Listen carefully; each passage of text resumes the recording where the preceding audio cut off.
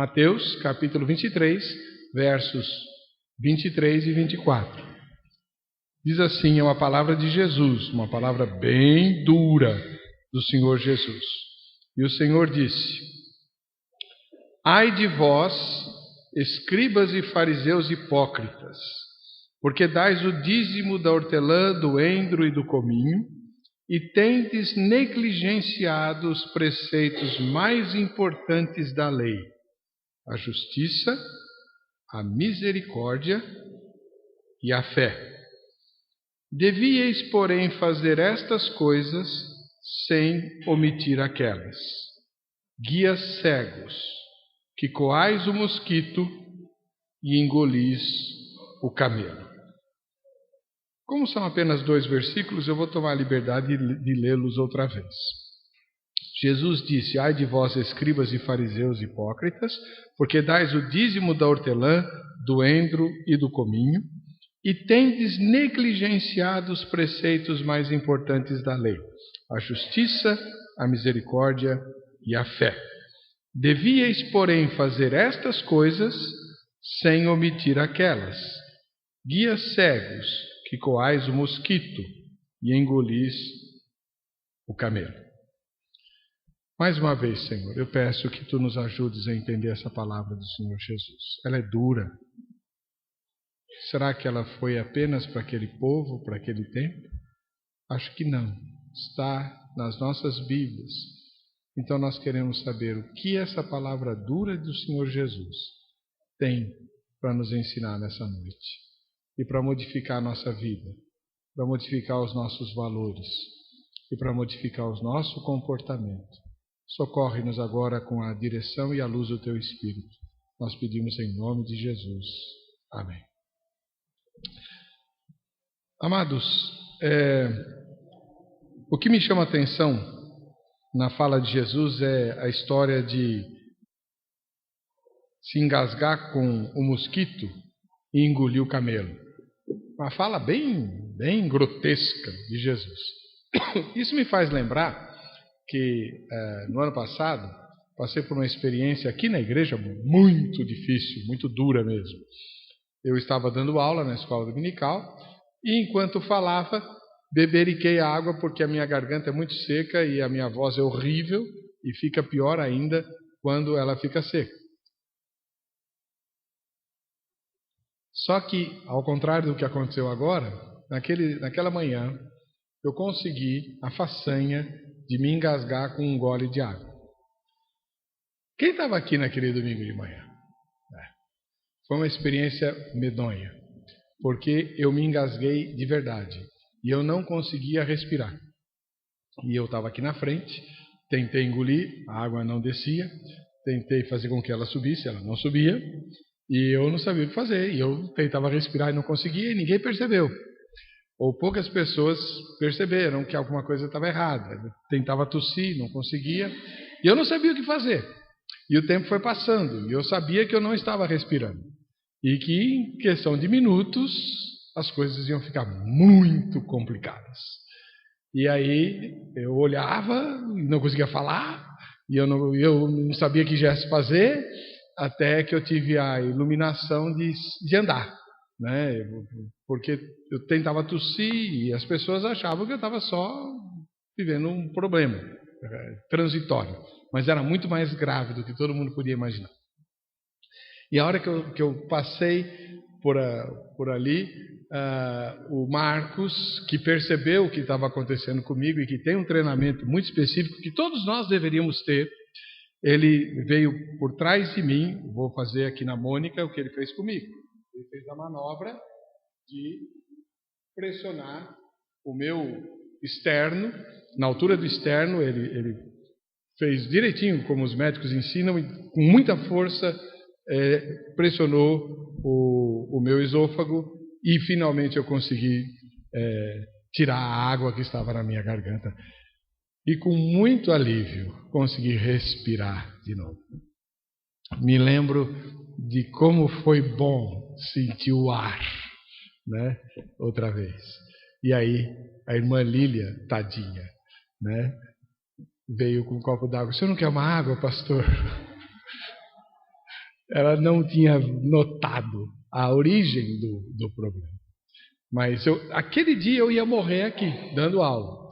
E fiquei imaginando, naqueles poucos minutos, que alguém muito romântico ia dizer: que bênção, morreu ministrando a palavra.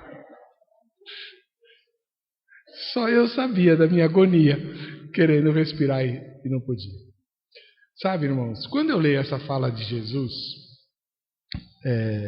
de gente que se engasga com um mosquito e engole um camelo, eu fico pensando, o que é pior? Eu acho que engolir o camelo é bem pior do que se engasgar com um mosquito, embora engasgar-se seja muito sério.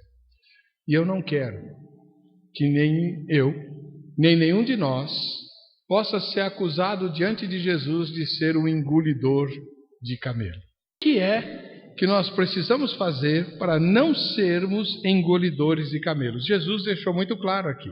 Ele disse o seguinte, que nós deveríamos fazer estas coisas, ou seja, não negligenciar os preceitos mais importantes da lei, a justiça, a misericórdia e a fé, e não nos omitir daquelas, o dízimo da hortelã, do endro e do cominho. Ou seja, não deveríamos imitar os erros dos fariseus, escribas e hipócritas. Eu quero gastar 3 ocasiões diferentes, irmãos, para estudar cada uma desses preceitos mais importantes da lei. Começando hoje com a justiça. O que é a justiça? Eu acho que, quando Jesus fala de justiça, nesse contexto, ele está se referindo a fazer aquilo que é certo. Alguém que é justo é alguém que faz aquilo que é certo. Alguém que leva em consideração a justiça, tão em voga no nosso país, tão na mídia, né? É tentar fazer o que é verdadeiro, o que é certo, o que é correto, né? O que é justo é certo, o que é justo é correto, o que é justo é legal. Muitas vezes nós temos essa impressão. Mas eu acho que o que nós precisamos fazer é buscar nas Escrituras, nos Evangelhos, exemplos do Senhor Jesus, porque Ele é o nosso modelo, né, de como foi que Jesus fez justiça e seguirmos os seus passos. Nós vamos perceber que nem sempre Jesus faz justiça da maneira como nós ou como os homens esperam, porque muitas vezes Jesus contraria os interesses deles. Um exemplo está em Lucas, pode abrir lá, capítulo 13, dos versos 10 a 17. Lucas capítulo 13, a partir do versículo 10. Olha só o que acontece lá.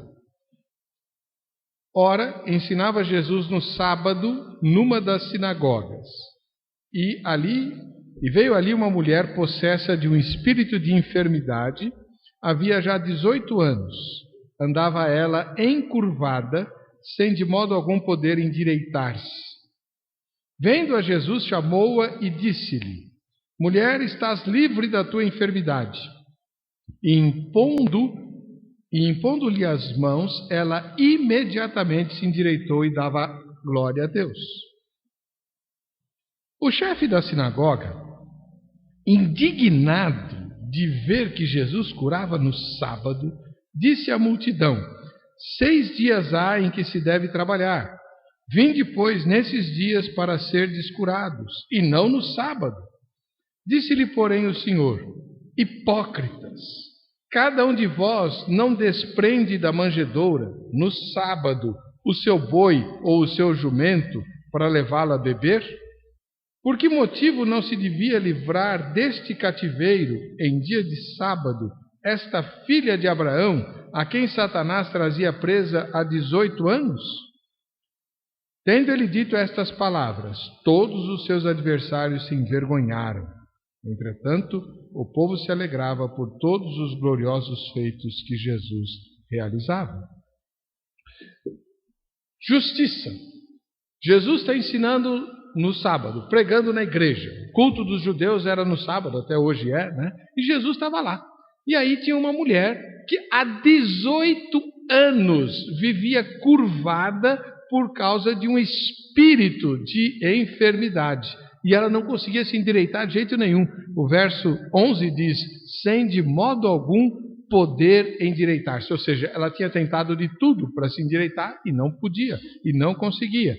Mas essa mulher não pediu nada.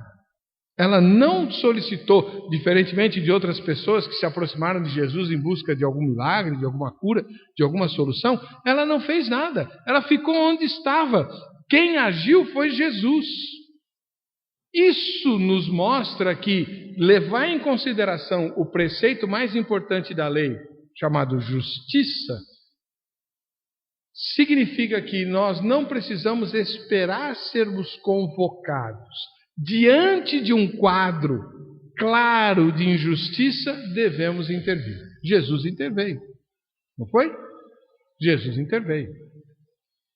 Ele chamou a mulher e, de forma muito direta, disse-lhe, mulher, estás livre da tua enfermidade. E impondo-lhe as mãos, imediatamente, e ela imediatamente se endireitou e dava glória a Deus.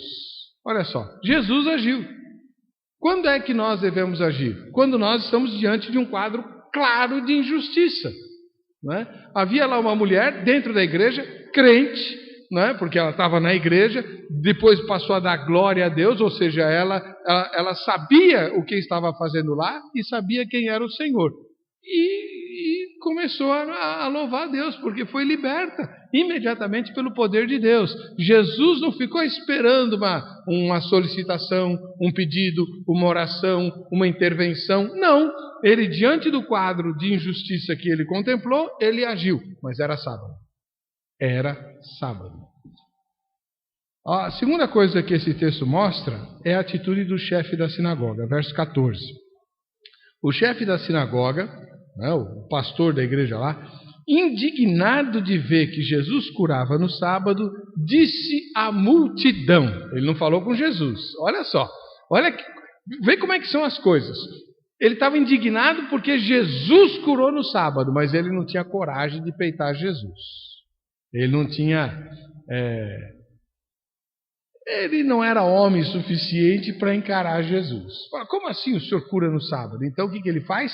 Ele se dirige para a multidão, sobre a qual ele tinha autoridade, porque ele era o chefe da sinagoga, ele era o bom, ele era a autoridade, ele era o pastor, ele era o homem de Deus ali. Então ele se dirige para o povo e fala assim, olha só, 6 dias há em que se deve trabalhar. Está recitando a lei, o decálogo. Os 10 mandamentos, 4º mandamento. 6 dias há em que se deve trabalhar. Vinde, pois, nesses dias para serdes curados, e não no sábado. Ou seja, no sábado não pode. Você precisa de uma bênção? Tá, tudo bem, pode vir qualquer dia. No sábado não pode. É proibido dar bênção aqui no sábado. Falando com a multidão. Disse-lhe, porém, o Senhor, hipócritas, cada um de vós não desprende da manjedoura no sábado o seu boi e o seu jumento para levá-lo a beber?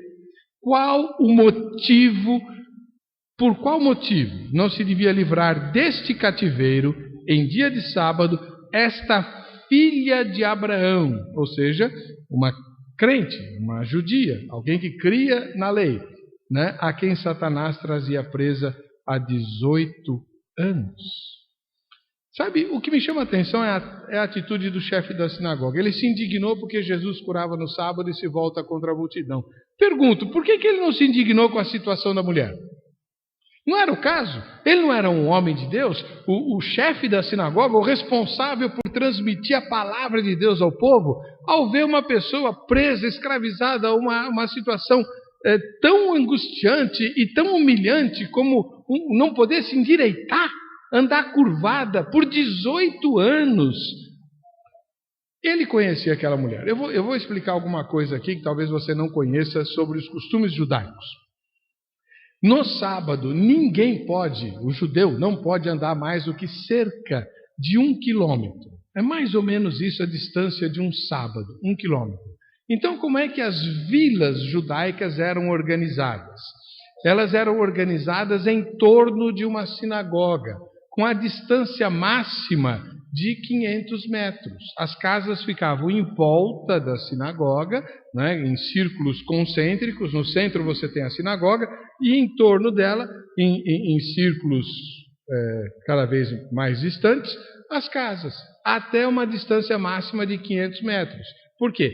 A pessoa vinha para a sinagoga no sábado, andava os 500 metros e voltava, completava 1 quilômetro, distância máxima a ser percorrida no sábado.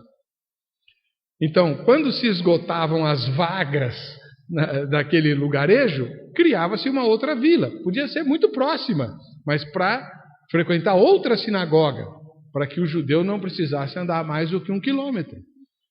Em outras palavras, o chefe da sinagoga, que morava ali, conhecia aquela mulher porque ela não veio de longe. Era sábado, ela não podia ter vindo de longe, ela vinha da redondeza, ela era vizinha dele há 18 anos. E ele nunca se indignou com a situação daquela mulher.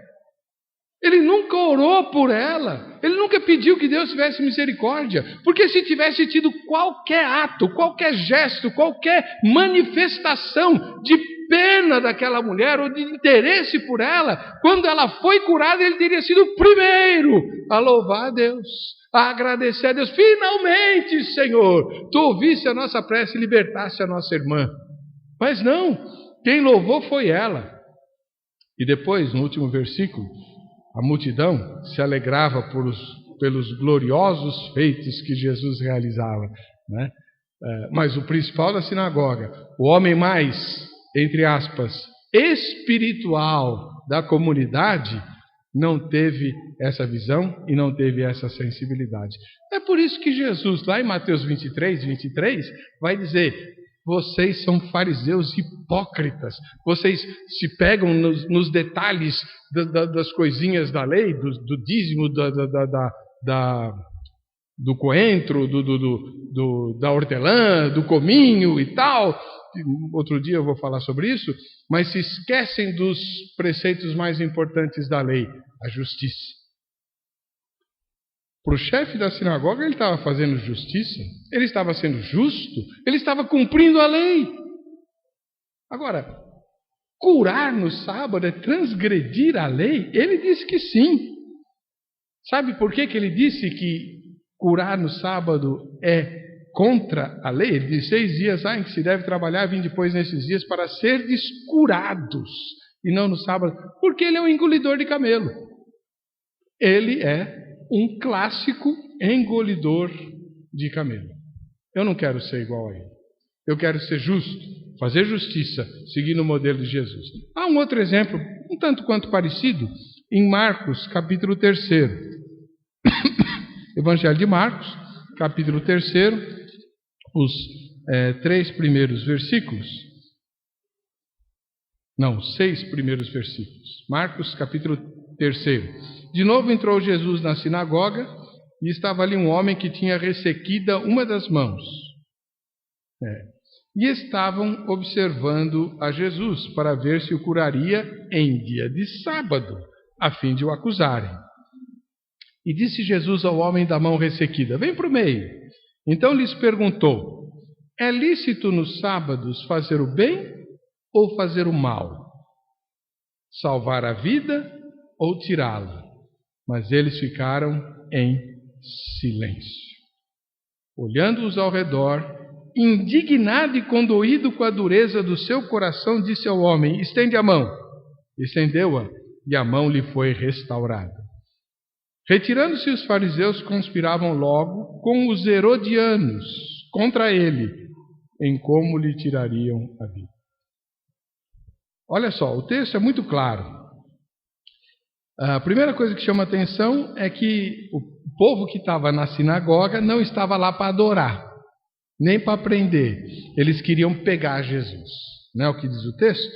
Eles queriam pegar Jesus e estavam observando a Jesus para ver se o curaria em dia de sábado, a fim de o acusarem. Ou seja, eles estavam na sinagoga, o homem da mão doente, ressequida, o homem da mão mirrada, né, como diz a outra versão, estava lá. Opa! Legal, Jesus está aqui, tem um doente aqui, hoje é sábado, quero só ver se ele vai curar, porque aí nós vamos acusá-lo, onde já se viu, transgredir a lei e tal. Eles queriam pegar Jesus. Eles não estavam lá para aprender, não estavam lá para adorar, eles estavam lá para fazer uma armadilha contra Cristo. E Jesus ficou indignado com a dureza do coração deles. Porque quando Jesus percebeu a situação, ele mesmo perguntou para aquelas pessoas: por favor, respondam. O que eu posso fazer no sábado? O bem ou o mal? O que eu posso fazer no sábado? Dar a vida ou tirar a vida? Qual foi a resposta? Mas eles ficaram em silêncio. Eu posso imaginar a situação. Jesus está lá. Vem cá. Vocês não são especialistas em sábado? Vocês não são especialistas em lei? Vocês não são especialistas em justiça, entre aspas? Então tá, me respondam.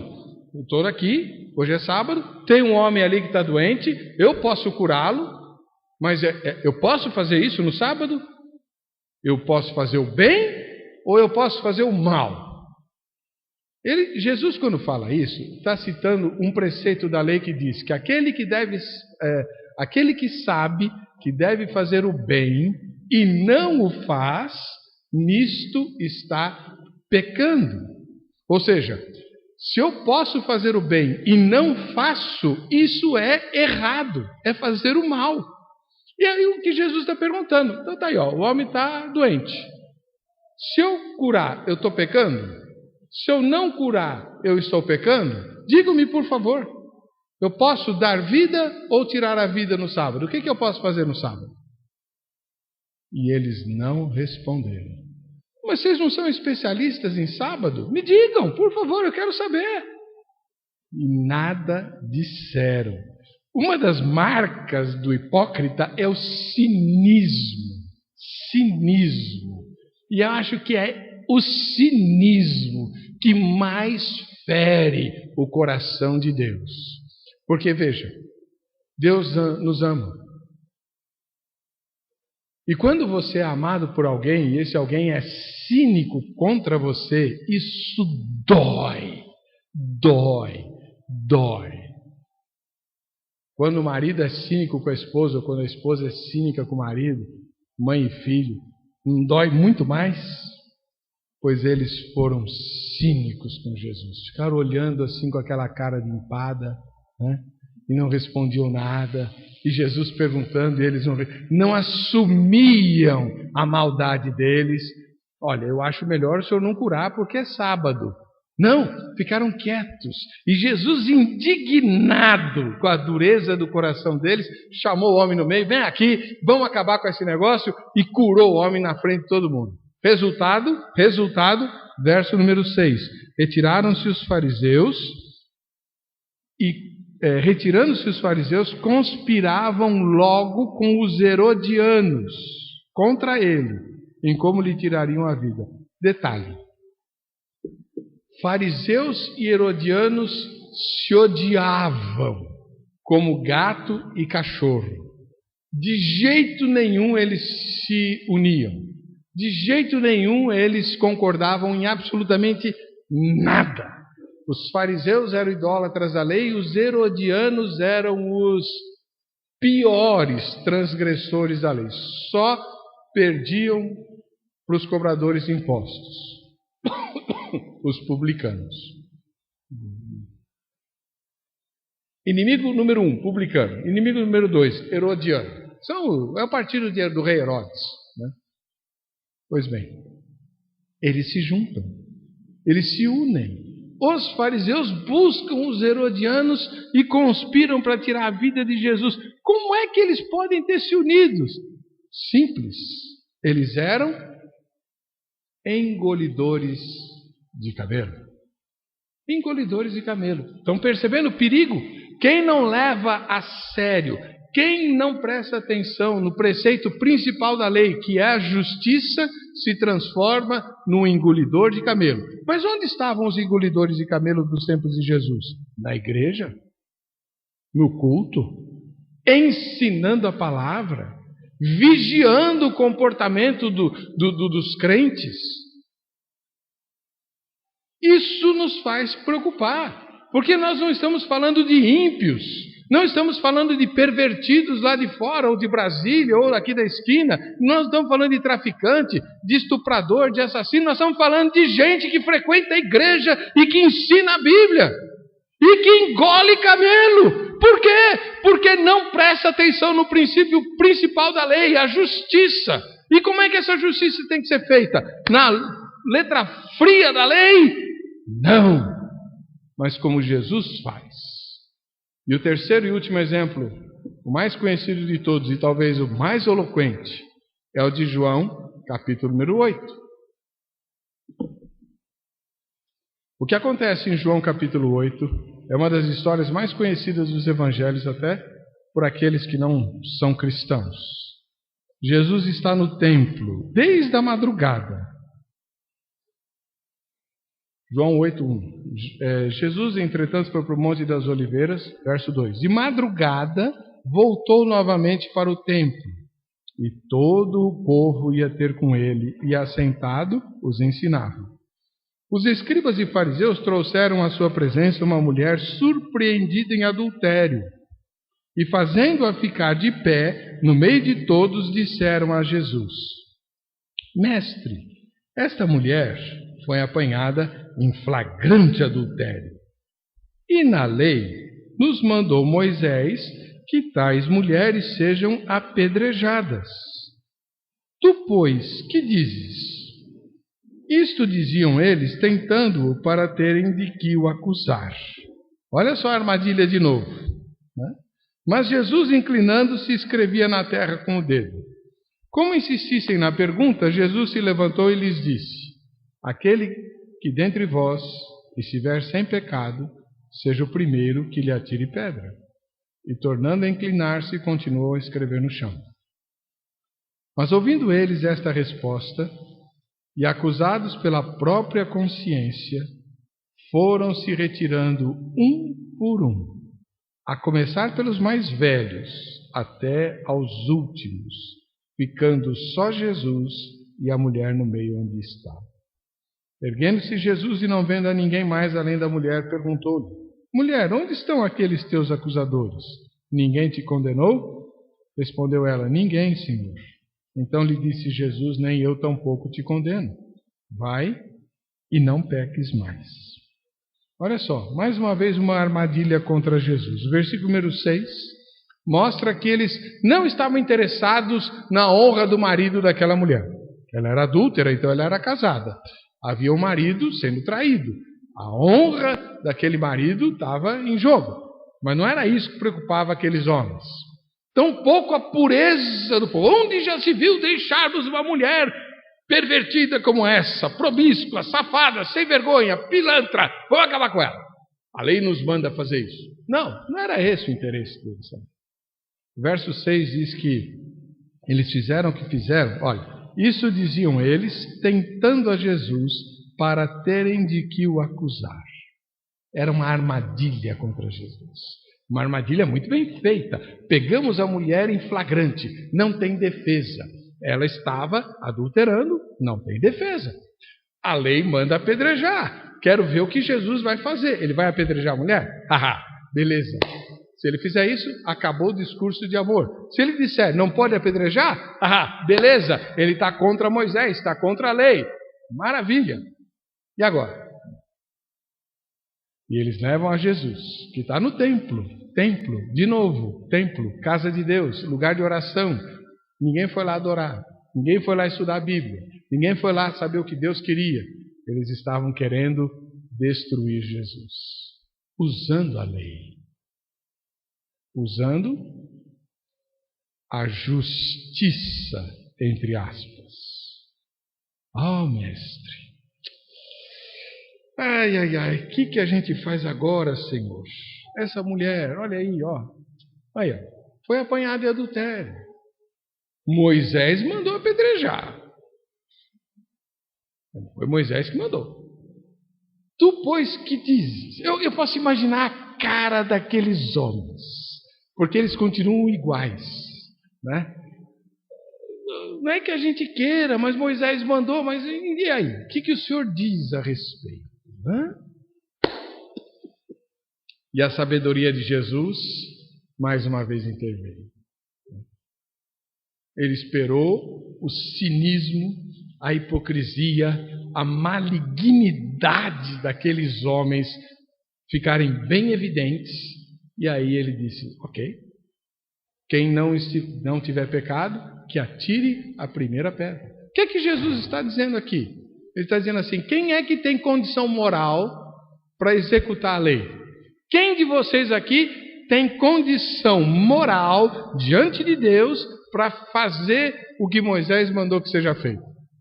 Em outras palavras, Jesus está ensinando que fazer justiça é ter condição moral para isso.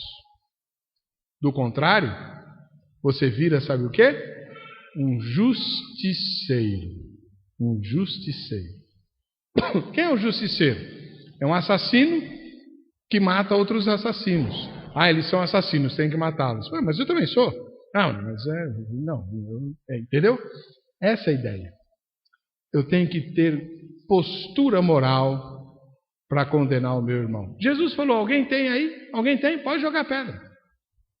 E diz o texto, e o Espírito Santo vai e age, né? Aqui é um exemplo claro daquilo que a Bíblia diz que o Espírito Santo faz. Ele convence do pecado, da justiça e do juízo. Diz o texto sagrado, ouvindo eles esta resposta e acusados pela própria consciência, foram retirando-se um por um, a começar pelos mais velhos, até aos últimos. O Espírito Santo caiu lá e começou a falar, a gritar no ouvido de cada um deles o que eles tinham feito. Começando pelos mais velhos. E aí, lembrei, deixei o leite aceso no fogão, preciso ir lá. Eu tenho que pagar a conta, senão vai ter juros, preciso correr no banco. Enfim, né? Sumiu todo mundo. E Jesus fez justiça. Ele podia condenar a mulher, mas ele não fez isso. Ele restaurou aquela mulher, que mais tarde vai lavar os pés de Jesus com lágrimas e enxugar com seus cabelos na casa de um fariseu. E diz, não peques mais, porque ele retirou o pecado daquela mulher e o pagou na cruz do Calvário. Mas eu pergunto, por que aqueles homens de Deus, conhecedores da lei, homens do templo, humilharam aquela mulher? Porque eles eram engolidores de camelo. Vamos voltar lá para Mateus 23. Diz o texto: ai de vós, escribas e fariseus hipócritas, porque dais o dízimo da hortelã, do endro e do cominho, e tendes negligenciado os preceitos mais importantes da lei, a justiça, a misericórdia e a fé. Devíeis, porém, fazer estas coisas sem omitir aquelas. Guias cegos, que coais o mosquito e engolis o camelo. Não queremos ser engolidores de camelo, mas isso é possível. Estamos numa igreja, conhecemos a palavra, ensinamos a Bíblia, damos valor à lei, aos mandamentos, às tradições. Corremos o grave risco, sim, de nos tornarmos engolidores de camelos se não nos ativermos aos preceitos mais importantes da lei, como a justiça, que nós vimos hoje. Essa justiça precisa ser exercida do jeito que Jesus exercia, corrigindo as injustiças, mesmo sem sermos solicitados. Não olhando a letra fria da lei, mas fazendo o bem no sábado, né? Enfim, vendo o princípio que está por trás da lei e buscando estatura moral para julgarmos as outras pessoas.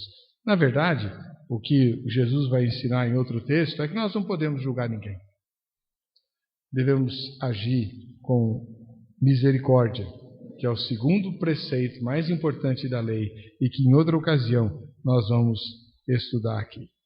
Devíeis, diz Jesus, fazer estas coisas, ou seja, observar a justiça, a misericórdia e a fé, sem omitir aquelas, ou seja, o dízimo da hortelã, do endro e do cominho.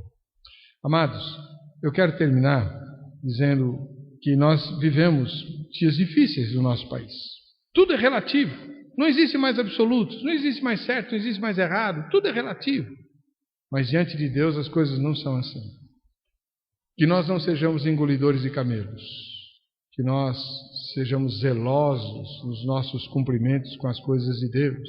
Os fariseus eram zelosíssimos. Sabe o que quer dizer dízimo do endro, da hortelã e do cominho? Eles eram ultralegalistas. Então eles calculavam tudo que eles tinham para dar o dízimo, para não ficar faltando nada, como se fosse um imposto. E até as hortaliças que cresciam no quintal ou dentro da casa, eles usavam hortelã nas frestas das paredes para perfumar o ambiente, que era de terra batida. Então ali eles punham hortelã, né, e cominho. E até essas plantinhas que nasciam, eles calculavam 10% para entregar lá para Deus e tal. Eram extremamente zelosos nisso. E Jesus disse, nós devemos ser também. Os irmãos sabem que aqui a gente não fala dessas coisas por questões para não sermos comparados com outros grupos, mas a Bíblia diz que nós devemos ser zelosos com o nosso dízimo diante de Deus. Porém, de nada adianta você ser criterioso nisso e desprezar a justiça. Assim como não adianta querer ser muito justo e desprezar as questões simples da lei. Isso é equilíbrio. Isso é equidade. Será que nós temos negligenciado esse preceito mais importante da justiça? Será que nós temos feito o que é certo? Do jeito certo? Do jeito que Jesus faria? Será que nós temos cumprido ou omitido esses preceitos em que Jesus fala? Que cada um de nós pense, avalie. Eu não quero ser um engolidor de cabelo, nem me engasgar com mosquito. Que Deus nos abençoe.